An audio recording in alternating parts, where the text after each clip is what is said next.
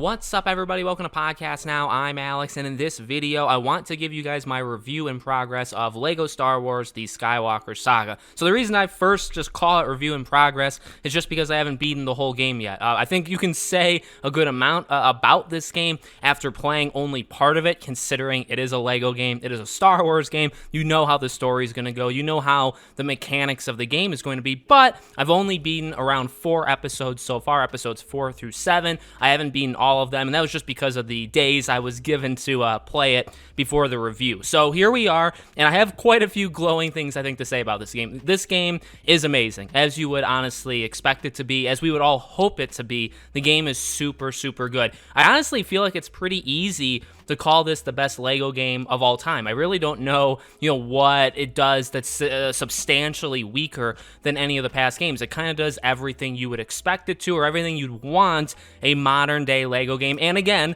a LEGO game that we all kind of wanted to be the best one. It does it all. You know what I mean? Now, I would say this. It's not the best Star Wars game. There's some weird cuts in the cutscene. It's pretty much what it's always been, right? They obviously, you're trying to skip over 2.5 hours worth of movies, depending on the film, and you're going to have to skip several scenes. But even in the game itself, there are some weird cuts. There's some like rushes through certain cutscenes. Everything's very, very quick. But you have to also envision the demographic that the game is playing with. Now, this entire time that I've been playing this game, all 12, 13, 14 hours I've been playing it with my daughter, okay, an 8-year-old daughter, and she's pretty okay, I would say, at the game, but she's not there all the way. So I'd imagine the demographic for this game is probably like 10-year-olds and up, and I think you're going to get a fair amount of kind of everything. It's a LEGO game, right? So you're going to have, I'd say, enemies that are very easy to deal with, but you're also going to have puzzles that are kind of difficult, right? Or that's going to take a little bit more time, or you're going to need the right character to do them. In order to 100% this game, you're going to need, a lot of individual time played. Now, I think this game is gigantic, right? We were all kind of interested in how big the game is. Well, the individual stories, the individual episodes, I should say, if you're just doing the missions, they're actually a pretty good length. Like, I've spent around 3 or so hours in, I'd say, all 4 of them. So again, around 12, 13 hours I've played so far. You probably could spend a lot more time, by the way. And again, that's the fundamental thing with this game, is you can go to the planets, you can go to the 24 unlockable planets that you'll get as the game goes on, and you can go to them, and there are many things to do in these worlds. Now, it's in these planets that we've seen what LEGO Star Wars does, right? Where it's kind of open world, there's a lot of side quests, and it's exactly how they've shown it off so far, if you guys are unfamiliar. So you go to the world, there's obviously the specific story missions, okay? And when you're in those story missions, you're locked into the characters, you're locked into the players, and you're just going from point A to point B, but it's still a pretty good sandbox to go around in. Besides that, in the free roaming time, the worlds are gigantic. And this is where I would say if there is a weakness of the game, I'd almost say the game is too big, and that is, that could maybe come across the wrong way. Again, I don't think it's actually a major weakness. I don't even know if it's a weakness at all. There is a lot to do, and it almost becomes kind of overwhelming, especially in the beginning, where there's just all of these bricks to collect. Obviously, you can get studs to unlock characters and all this stuff. There's a lot to do, but boiled down, the game is still a LEGO game. The game is completing all 9 episodes, right? So going through the story, going through just a variety of different gameplay environments that they put you in, or what you're going to be doing. Like in episode 6, you ride the speeder bikes. In episode 5, you're playing through the entirety of Hoth, right? So like you do what the episode, I guess, demands of you. But then everything else, and again, while it does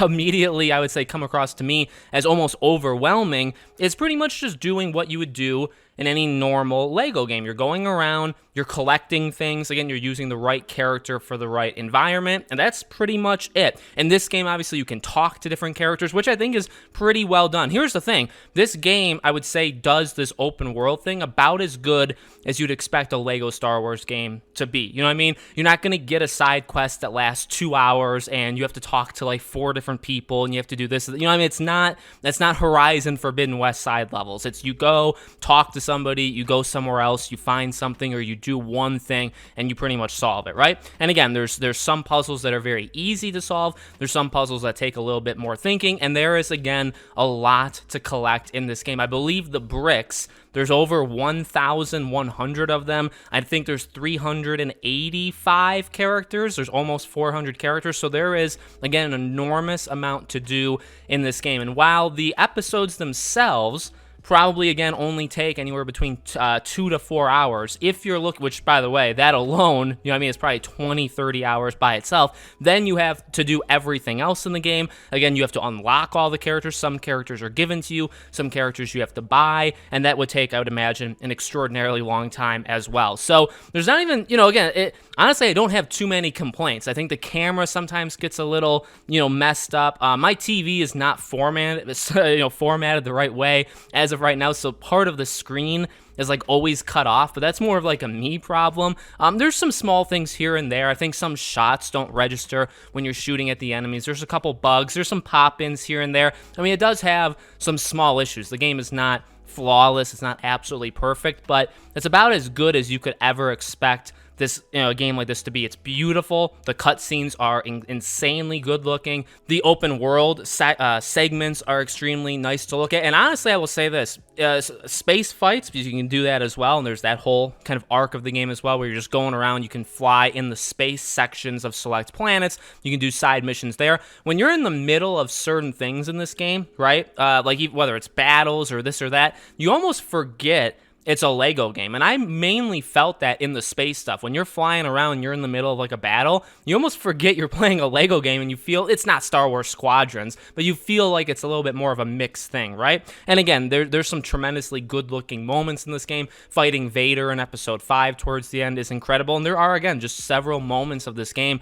where you almost forget that it's a Lego game and you just think, oh, this is a Star Wars game, right? So I really do believe this is easily the best Lego game that's ever been created. I don't really think there's any debate there. It's a little rough around the edges, but you know, when you're playing with an 8-year-old and she's having fun, you know, I mean, she's going around, you don't really think of those things. You really don't. So I'm enjoying my time a bunch. Like I said, I don't really consider this a full review. I mean, maybe the game like breaks after 25 hours or something, right? Maybe it destroys your console, but I haven't played it all the way through, so I just didn't want to, you know, officially title it a review. Obviously, I got the code from WB Games, so I do want to thank them for giving it to me. I'm having a lot of fun, and hopefully you guys have a lot of fun. I know there's a lot of people of my community that are really looking forward to this game. So let me know what you guys think. Make sure you guys are subscribed. Make sure you guys have the bell icon so you guys know when all these videos go up. I'm sure I'll do a couple other Lego videos over the next couple days as this game releases and everybody gets to play it. If you guys want to follow me anywhere else, all my social media is in the description below. And final thing, if there's any questions you guys may have about the game, leave it in the comments. I think I'm allowed to answer most things, you know, I guess not seriously spoilery. And again, what can even be considered that because of a Lego game? But if you guys have any questions about the game itself that I didn't address here, definitely let me know in the comments and I'll respond there. So thank you guys for watching. I hope to see you all on the next video.